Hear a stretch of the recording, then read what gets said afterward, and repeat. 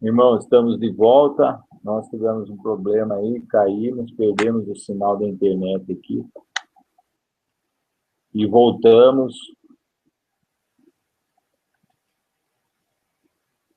E vamos dar continuidade. O irmão Rogério.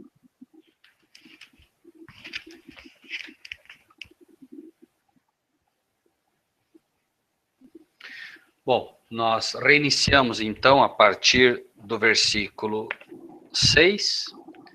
Explicávamos que Deus nos fez reis e sacerdotes, que Cristo nos faz reis e sacerdotes para Deus e seu Pai. A Ele glória e poder para todos sempre. Amém.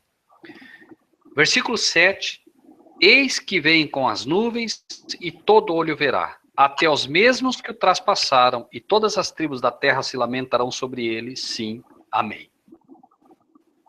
Biblicamente, irmãos, a gente vê, por exemplo, que eis que vem com as nuvens e todo olho verá. Se os irmãos prestarem atenção, os irmãos vão ver que os testemunhos de Jeová, por exemplo, já ensinam a parúzia, que eles dizem que Cristo já está na terra, que ele já está espiritualmente na terra e tal, e que só os olhos espirituais que finalmente vão podê-los ver. Nós também sabemos que o papado tem ensinado constantemente, como vimos, que o Papa é o próprio Cristo feito carne. E daqui a pouco vai se cumprir o que está no livro de Mateus, capítulo 24, né? Que muitos dirão, eis o Cristo, né? Que ele está aqui, ele está ali, ele está acolá. Mas o texto de Apocalipse é claro, não só vem com as nuvens e todo olho o verá, mas inclusive os que o traspassaram, irmãos. Isso é importante entender. Como é que vão ver, inclusive, os que os traspassaram? No livro de Mateus, no capítulo 26, Mateus 26, versículo 64, disse o seguinte, veja que Jesus está perante o sinédrio, eles estão para crucificá-lo, e aí eles dizem, levantando-se o sumo sacerdote, disse-lhe, não respondes coisa alguma ao que esses depõem contra ti? Jesus, porém, guardava silêncio. E insistindo o sumo sacerdote, disse-lhe, conjuro-te pelo Deus vivo, que nos diga se tu és o Cristo, o Filho de Deus. Aí Jesus disse, tu disseste, digo-vos, porém, que vereis em breve o Filho do Homem assentado à direita do Todo-Poderoso e vindo sobre as nuvens do céu. Note que ele diz, então, para aqueles que finalmente o traspassaram, aqueles que o condenaram, que eles veriam o Filho do Homem vindo nas nuvens do céu. Né? Então, vejam que, para que isso ocorra, de fato, estes homens terão que ser ressuscitados. E eles serão ressuscitados para ver aquele a quem eles crucificaram, vindo agora não como o infante de Belém, vindo não como um homem comum, mas vindo agora, né, na glória do seu Pai, glorificado, e verão de fato que crucificaram o Filho do Deus vivo. Ou seja, né, ficará provado que de fato Jesus falava a verdade, e eles verão isso. E não só, né, verão esses que crucificaram diretamente a Cristo, mas todos aqueles que perseguiram, que mataram os cristãos no passado. Jesus disse, quando fizestes a esses pequeninos, a mim o fizestes. Então, papas, sacerdotes, bispos, aqueles que torturaram, todos esses ressuscitarão para ver Cristo vindo nas nuvens do céu.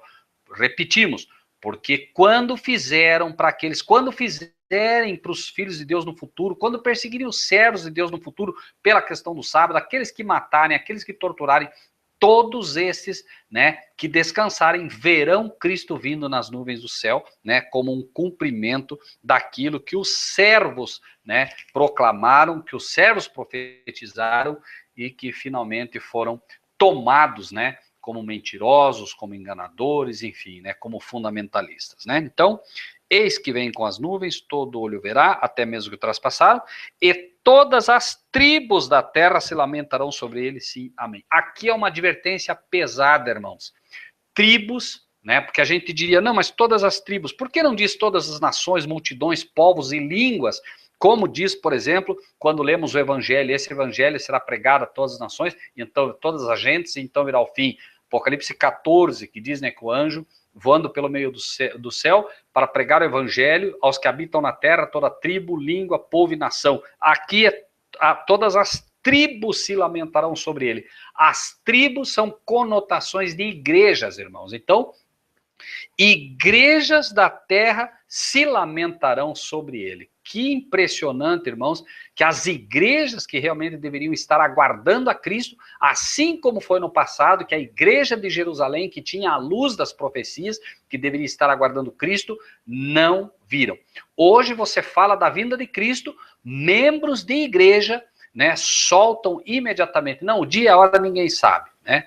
É uma realidade triste, que as próprias igrejas não estudam as profecias, não estudam os sinais, não conhecem o livro de Apocalipse, que é o grande livro, né, mostrando o futuro, e obviamente serão pegos de surpresa, irmão. Infelizmente serão pegos de surpresa, e principalmente porque estarão confiando nos pastores, estarão confiando nos seus ministros, e finalmente serão surpreendidos. Jesus disse, inclusive, né? Mas vós já estáis de sobreaviso para que aquele dia não vos apanhe como ladrão. Falou isso para os discípulos.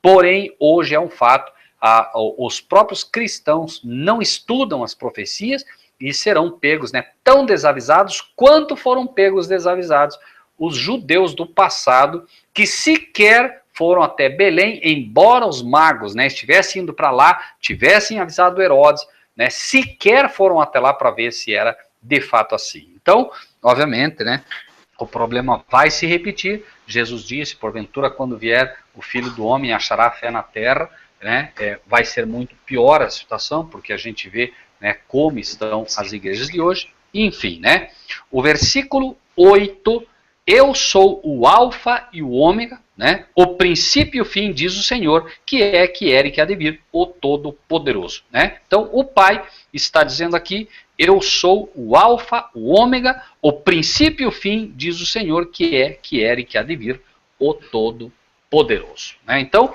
o que está sendo afirmado aqui, nessa pequena introdução que é dada, está empenhando a palavra dele. O próprio Deus está empenhando a sua palavra, dizendo, eu conheço o princípio e eu conheço o fim. Por isso, eu posso dizer o que vai acontecer no futuro.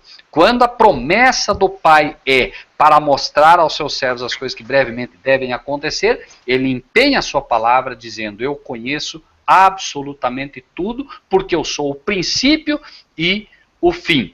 O alfa e o ômega. E não tenham dúvida, irmãos, que aqui também está se relacionando ao Gênesis, que é o princípio da criação. Você encontra, né, a criação no livro de Gênesis, encontra a introdução do pecado no livro de Gênesis, e você encontra no Apocalipse a retirada do pecado da terra e, finalmente, né, a redenção, né, do homem final. Versículo 9, eu, João, que também sou vosso irmão e companheiro na aflição e no reino e na paciência de Jesus Cristo, estava na ilha chamada Patmos por causa da palavra de Deus e pelo testemunho de Jesus Cristo. João então está dizendo, eu, que também sou vosso irmão e companheiro na aflição. Note que, se você de fato, né, é um cristão, obviamente você vai se identificar com João em aflições. Por quê? Hoje prega-se muito a teologia da prosperidade. Mas Jesus veio a esse mundo mostrando que a abnegação é o que realmente o cristão deve aprender. E, obviamente, né, o apóstolo Paulo complementa dizendo, todos aqueles que quiserem viver piamente em Cristo Jesus padecerão perseguição. João foi levado para a ilha de Patmos justamente por causa, né, da pregação que ele fazia, pelo testemunho que ele dava e por causa da palavra. Isso é o que está reservado para nós também no futuro. Não tenham dúvida, irmãos, que por causa da palavra de Deus que pregamos, né, nós seremos perseguidos, nós teremos aflições, e pelo testemunho que dermos de Jesus Cristo, seremos perseguidos também. Então, hoje, embora isso aparentemente não faça muito sentido para nós, daqui a pouco esta palavra terá uma importância muito grande na vida de todos os que quiserem viver piamente em Cristo Jesus. Todos aqueles que pregarem de fato o Cristo vivo. Todos aqueles que pregarem a palavra e não doutrinas de igrejas, irmãos. Todos aqueles que tiverem a coragem de pregar o livro de Apocalipse. E o livro de Apocalipse é uma carta mortal, é uma ferida mortal contra a besta. Nós vamos ver que o Apocalipse reserva um capítulo inteiro contra a Babilônia, contra a Igreja Católica, capítulo inteiro contra as igrejas caídas, né, contra a besta, contra o falso profeta. Então, tudo isso, obviamente, irmãos, para aqueles que nascem para Cristo como servos, né, e não nos enganemos, nós não somos evangélicos, nós não somos pentecostais, nós somos protestantes, e um protestante só é protestante quando protesta contra os erros que atingem a Igreja de Deus.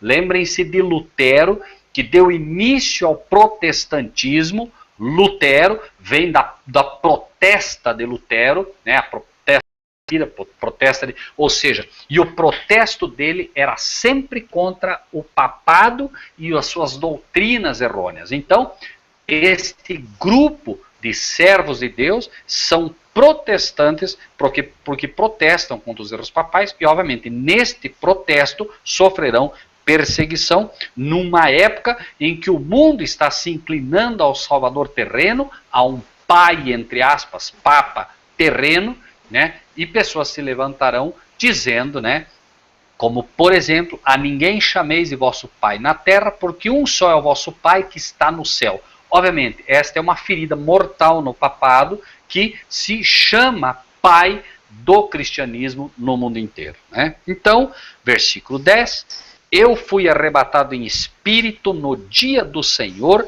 e ouvi de trás de mim uma grande voz como de trombeta.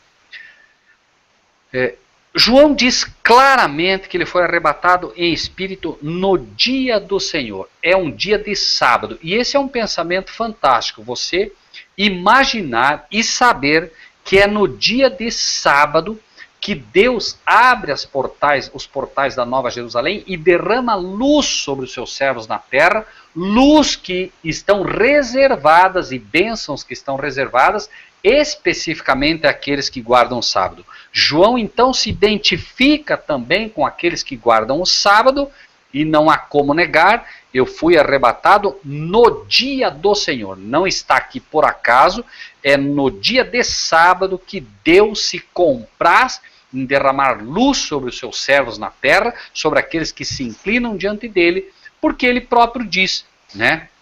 Também lhes dei os meus sábados, para que saibais que eu sou o vosso Deus que vos santifica. O sábado é um instrumento nas mãos de Deus para que nós possamos ser santificados. E não há santificação que não seja pela palavra de Deus. Santifica-os na verdade. A tua palavra é a verdade. Então, né, é no dia de sábado, no dia do Senhor, que Deus se compraz em derramar uma luz diferenciada àqueles que de fato se posicionam em condições de recebê-la. E ele diz, ouvi de trás de mim uma grande voz como de trombeta. A voz que ele vai ouvir, então, trombeta na palavra de Deus é voz de misericórdia. A voz que ele vai ouvir, então, é a voz de Cristo Jesus, ou Jesus Cristo, que dizia, o que vês, escreve-o num livro e envia-o às 7 igrejas que estão na Ásia. Curiosamente, amados irmãos, lembrem que nós já falamos, né, da Ásia. Ásia são as igrejas. A Ásia, que representada, obviamente, é simbólica, porque essas cartas não é para mandar para as igrejas que estão lá na Ásia, é uma condição, as igrejas que estão na condição de Ásia, simbolicamente, são as igrejas nas casas. Ou seja, a mensagem do Apocalipse é primariamente para as igrejas que estão nas casas. Pessoas livres, assim como João estava na ilha de Patmos, isolado de qualquer igreja institucional, né, mas estava ali tendo uma entrevista particular com Cristo. Então, e é dito, o que vês, escreve-o num livro, envia-os às 7 igrejas, que é o número da plenitude, ou seja, envia a todas as igrejas que estão na condição de Ásia, todas aquelas que estão me buscando, todos aqueles onde 2 ou mais pessoas estiverem reunidas em meu nome, eu me farei presente. Repetimos, não se trata de placas de igrejas. Essa verdade do Apocalipse não é dada a instituições, é dada a todo aquele que de fato quer servir a Deus, mas todo aquele que guarda o sábado. A condição de servir é a condição daqueles que realmente procuram guardar o sábado de Deus. Escreve num livro e envia às igrejas que estão na condição, né, em Ásia, a Éfeso, a Esmirna, a Pérgamo, a Tiatira, Sardes, Filadélfia e Laodiceia. Ele identifica elas, e aqui nós vamos, depois estudando a carta a cada uma delas, ver o que significa cada uma dessas igrejas e o que é esta condição, de novo, em que cada uma dessas igrejas que estão nas casas e igrejas de forma particular estão. No mundo inteiro, no Brasil não é diferente, pessoas estão sendo excluídas de igrejas porque se levantam contra os erros que se cometem, só que eles saem das suas respectivas igrejas ainda com erros dessas igrejas.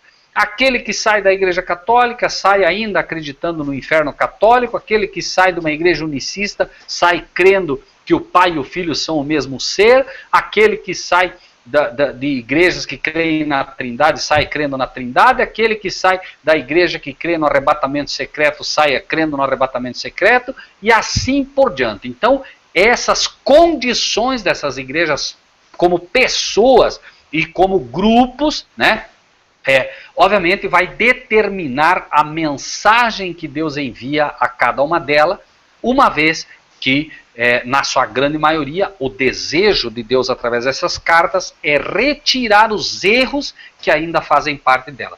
Por isso a mensagem de Apocalipse 14 é sair de Babilônia, e de Apocalipse 18 também, sai dela, povo meu, para não seres participantes dos pecados que ela cometeu. Então, as igrejas, né, em primeiro lugar a igreja Babilônia, mãe, e as igrejas filhas, elas têm inclusive perpetrado pecados, falhas, que devem ser retirados, porque aqueles que tiverem esses pecados, né, essas doutrinas errôneas e ensinando aos outros, obviamente sofrerão dano com isso, né? Serão como que cúmplices. Imagine, por exemplo, que você hoje participa de uma igreja e esta igreja ela não guarda o sábado. Um exemplo apenas para você pensar. E você está colaborando com os teus dízimos, com as tuas ofertas e está fortalecendo essa igreja. Creia você ou não, quando os Estados Unidos da América decretaram o domingo como um dia de guarda, apoiado pela Igreja Católica, e começar a perseguição aos que guardam o sábado, as igrejas estarão unidas nisso. Parece algo absurdo, mas elas estarão unidas nisso, porque o livro de João, inclusive, diz, né, que expulsar-vos-ão das sinagogas, chegará um tempo em que aqueles que vos matar cuidarão estar fazendo um serviço a Deus. Então, como foi no passado, no período da Inquisição, do ano 538 a 1798, nos 1260 anos de perseguição papal, as pessoas realmente acreditavam que estavam fazendo um serviço a Deus, né? O papado, a Inquisição chegava, você lia a Bíblia e eles diziam que você era um bruxo, ou que você era uma feiticeira, e você tinha que ser queimado na estaca, e você tinha que reconhecer que a Igreja Católica era suprema, e que as doutrinas dela eram supremas, e você não aceitava, e você pregava contra os ensinos errôneos dela, você, né, muitos, absolutamente muitos, foram queimados e mortos exatamente por isso. A história vai voltar e a perseguição vai iniciar novamente. Por enquanto, pelo menos o que temos é que são apresentadas aqui, né, ao longo do livro de Apocalipse, através das cartas, as condições de cada grupo de igrejas estabelecidas, inclusive nesse caso também, porque não é só para as igrejas que estão nas casas, só que, claro, é em primeiro lugar para as igrejas que estão nas casas, porque invariavelmente, né, as igrejas com seus pastores não aceitam as mensagens que Deus dá a elas. Tanto que depois nós vamos ler, e nós vamos ver que a mensagem que é dada é: escreve ao anjo da igreja que está em Éfeso, Esmirna. Cada um escreve ao anjo, escreve ao mensageiro que está. Mas finalmente, todos eles praticamente, né, terminam: quem tem ouvidos, ouça o que o Espírito diz às igrejas. É como se dissesse: o mensageiro finalmente, o ministro, o pastor, não vai pregar. Então quem tem ouvidos, ouça o que o Espírito diz às igrejas. Ou seja, né, independente de que o pregador pregue, independente de que o mensageiro toque a trombeta e dê o sonido certo, você tem que entender a mensagem se você tem ouvido. Se não tem, obviamente, não vai ter como ouvir. Mas, obviamente, né, você tem ouvidos para ouvir. Não é quem tem orelha, é quem tem ouvidos. Né? Porque você pode, se você fosse só orelha, você poderia escutar e não ouvir. Mas aqui, quem tem ouvidos, ouça o que o Espírito diz às igrejas. Né? Então, só para a gente entender esse ponto. Né? Então, é dito: virei-me para ver quem falava comigo, e virando, vi 7 castiçais de ouro. Por que ele vê 7 castiçais de ouro? Faz questão de apresentar uma realidade aqui esquecida pelas igrejas também. As igrejas hoje, elas não entendem esse aspecto. Ou seja, como elas não acreditam que há um santuário celestial composto de átrio santo e santíssimo, igualzinho aquele que Moisés construiu. Moisés constrói um santuário, figura do que há no céu. Então Moisés, está vendo o santuário celestial? Tô. Então construa um para mim, figura desse que você está vendo. Né? Muito menor, obviamente, mas que fosse parecido com aquele, porque as lições que seriam ensinadas através do santuário eram lições que o povo de Deus precisaria no decorrer dos anos. E aqui é dito exatamente para ele: virando-me, vi 7 castiçais de ouro. O que Deus quer mostrar aqui é onde João e onde Jesus está no ano 96. Estamos no ano 96 de Domiciano, que é o ano em que ele é levado para a ilha de Patmos. Ele está ali e ele vê então alguém que fala com voz de trombeta, e essa voz de trombeta é a voz de Cristo, e aí é dito que ele se vira e vê 7 castiçais de ouro. Por que ele vê 7 castiçais de ouro? É como se, nesse momento, falando com o Marcílio, falando com a Cris, falando com aqueles que participam, eu dissesse assim: irmã Cris, onde é que a irmã Cris está? E a irmã Cris me dissesse: eu estou de frente para o sofá. Imediatamente a visão que eu tenho, né, a informação vem para mim, ela deve estar na sala de estar. A Bíblia não tem deve, ela é exata. Né? Então, nós sabemos que os castiçais eram colocados no local santo. Não ficavam no átrio, não ficavam no Santíssimo, ficavam no local santo. Então, no ano 96, ele tem uma visão, ele vê Cristo no local santo. E isso é importante, porque as pessoas não entendem. Elas imaginam: ah, não, Cristo foi diretamente para o céu. Tá bem, para o céu, mas que local no céu? O céu tem esses 3 locais que são apresentados no próprio livro de Hebreus, no livro de Hebreus, no capítulo 9, inclusive, Hebreus, capítulo 9, no versículo 1 e 2 é dito, 1, 2 e 3. Ora, também o primeiro tinha ordenanças de culto divino e um santuário terrestre. Note, havia um santuário terrestre. Por que ele diz que tinha um santuário terrestre? Porque há um no céu. Porque um tabernáculo estava preparado, o primeiro, em que havia, note, está falando do santo aqui, ó, o candeeiro, o castiçal, a mesa, os pães da proposição, ao que se chama o santo. Algumas versões dizem santuário. O tabernáculo era dividido de santo e santíssimo. O santuário todo era dividido de átrio, santo e santíssimo. Mas o tabernáculo era a construção que compreendia o santo e o santíssimo. Então veja, porque um tabernáculo estava preparado primeiro, em que havia o candeeiro, a mesa e os pães da proposição, ao que se chama o santuário. Mas depois do segundo véu, primeiro véu separava o átrio do santo. Segundo véu separava o santo do santíssimo. Note o que ele diz. Mas depois do segundo véu estava o tabernáculo que se chama o Santo dos Santos, que tinha o incensário de ouro, a arca do concerto, coberta de ouro todo em redor, o que estava um vaso de ouro, que continha o maná, a vara de Arão que tinha florescido e as tábuas do concerto. Ok? Então, vejam que Aqui, ele está apresentando que ele estava no local santo, que é o local onde estavam os castiçais, ou a Bíblia também chama de candeeiros, né?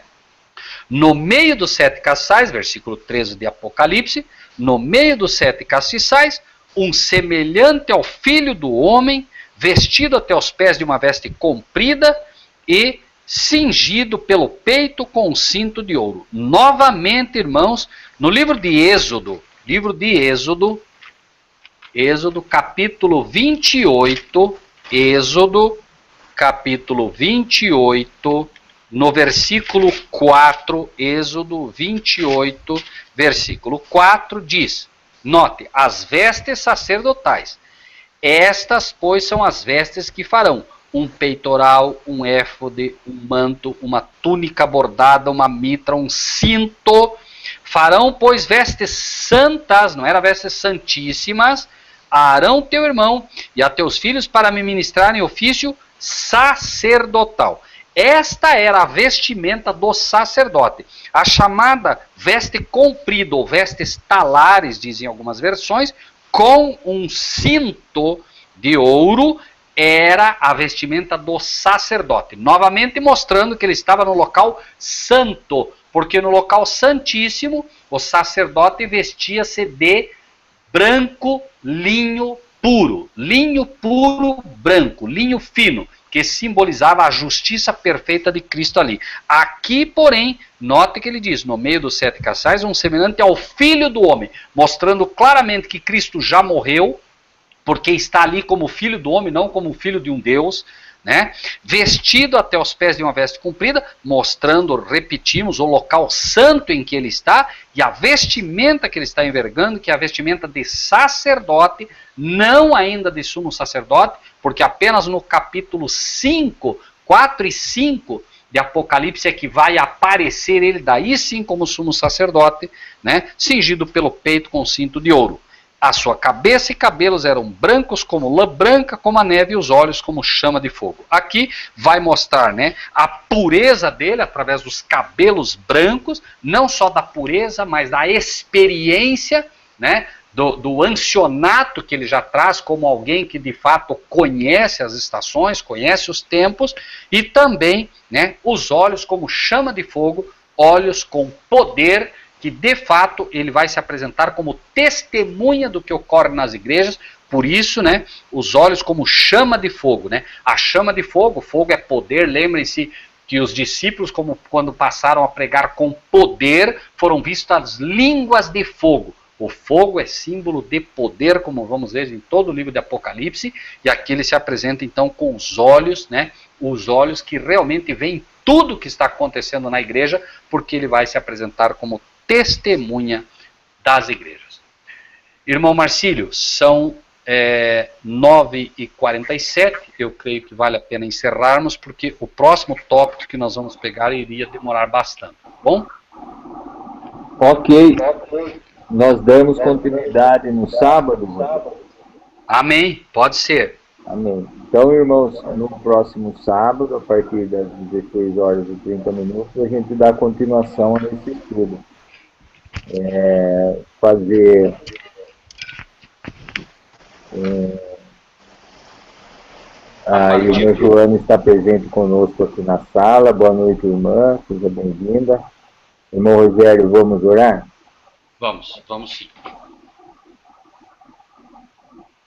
Grandioso Deus e Pai, nós agradecemos ao Senhor imensamente pelo privilégio de podermos estudar o Teu livro, o livro de Apocalipse, um livro que tem sido um mistério para muitas pessoas, para muitos cristãos, inclusive pastores que não entendem este livro.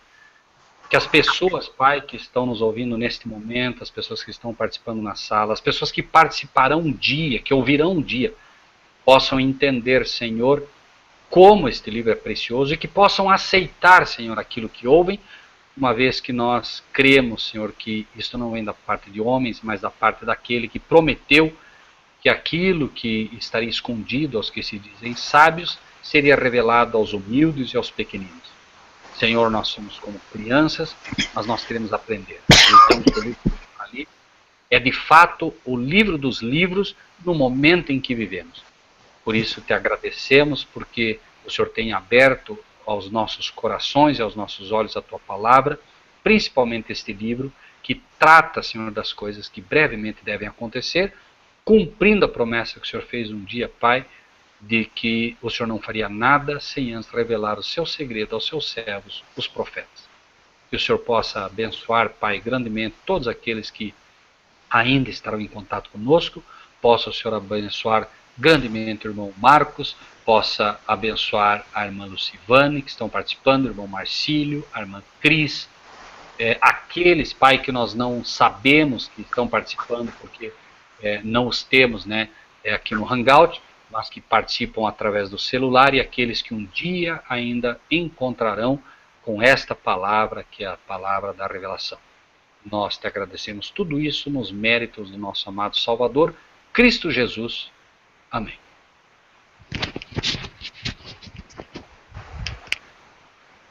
Amém, amém. Irmã Joana, boa noite. Irmão Rogério, boa noite também. Cita a irmã Joana. Irmã Joana, por favor, me perdoe, minha irmã. Nem vi a irmã aí. Perdão. Boa noite a todos os irmãos que nos assistiram.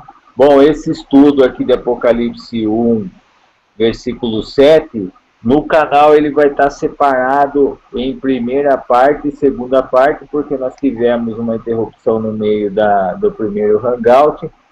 Eu não sei se tem como unir isso, vou ver isso com o Fabiano, mas de qualquer forma, um está com 18 minutos e esse aqui está com aproximadamente 40 minutos, eu acho, está dando 37 minutos agora de tempo.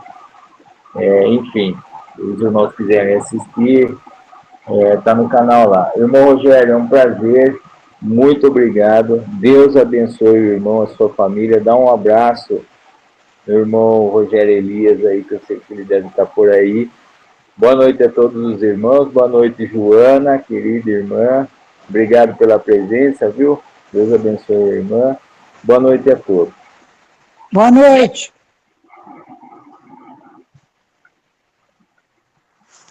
Fiquem todos com Deus. O irmão Rogério já saiu. Até sábado.